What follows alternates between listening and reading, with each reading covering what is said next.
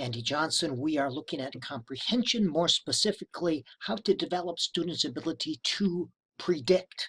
Now, when we look at comprehension, we teach the cognitive process to develop the skill. A skill is something they do automatically. We want them to automatically, to not think about predicting what might happen next. That's what mature readers do. We don't want them to think about it. Now we use graphic organizers to teach cognitive processes, and there's an example of one right there, a predictograph. It supports thinking, but the goal is not to do the predictograph. The goal is for these to become obsolete so students do it automatically. So, predicting is different from guessing, and that's an important thing. It's conjecture based on clues. Clues the important thing. What do you think will happen? We use clues to tell us that. Clues is the important thing. Here's the steps. Look at the prediction questions. Look for clues.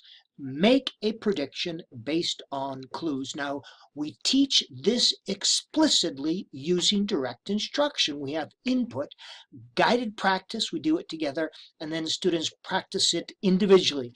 And we do not expect mastery of any skill with a singular encounter. Mastery occurs over time as they encounter the skill at higher levels and in different contexts. Now, if you're working with younger students, you can do this in large group many times. You can stop, you can have the predictogram there, and together you can write in the clues. When I'm teaching this to older students, I also do this in large group many times, where we have the prediction questions, we fill in the clues, and teachers like students to list the page number so they go back to the text.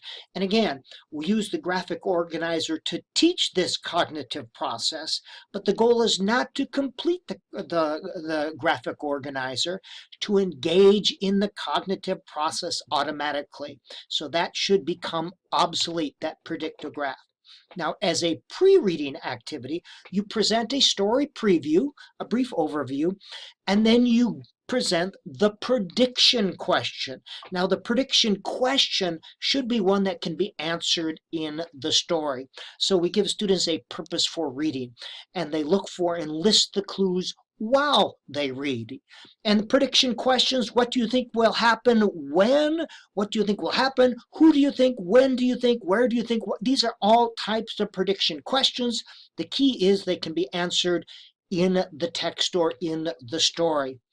As a during reading, you're reading together or they're reading silently, you ask them to stop at a certain point, or you stop at a certain point, and then you predict the question. What do you think will happen when? And students list the story clues before moving on. And you can do this in large group out loud, or they can do that by themselves or in pairs with a predictograph.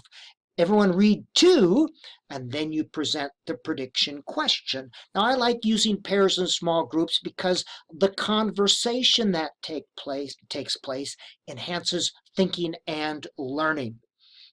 So in small group, they are presented the prediction questions, and they have to go back or think about the clues and the page number before they make their prediction.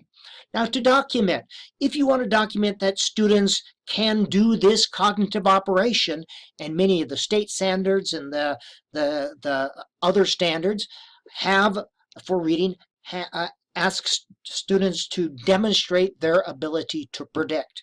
Now, you don't need a stinking test or worksheet. You can simply have students fill in the predictograph and use that to document.